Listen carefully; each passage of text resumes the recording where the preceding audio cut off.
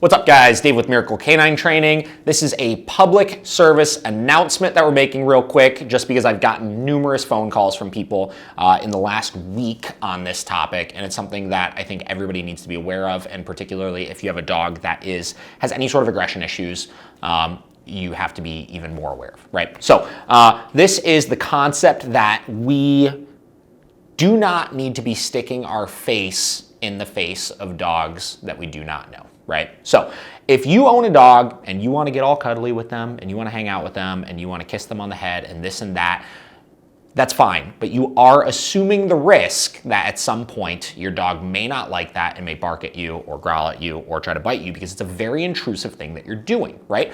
Again, I'm guilty of this. I do this with my dogs sometimes. I cuddle with them and I pick them up and I do dumb things to them that I know at some point if my dog really didn't like it, they could lash out at me, but I assume that risk. They're my dog.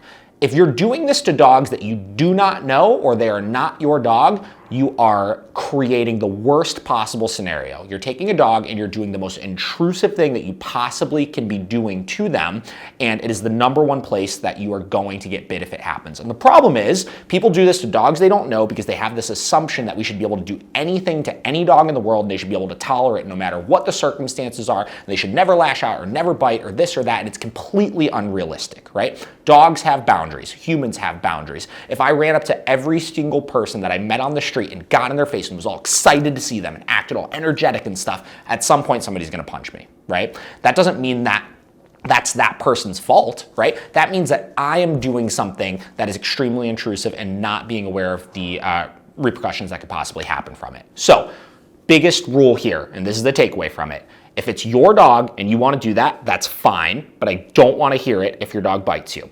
If you're doing it to other people's dogs, that's the stupidest thing that you could possibly be doing, and at some point you're gonna get bit, and I don't wanna hear that it's the dog's fault if you're doing it as well. So if it's your dog and you wanna do it, whatever, I don't care. If it's other people's dogs, do not stick your face in that dog's face.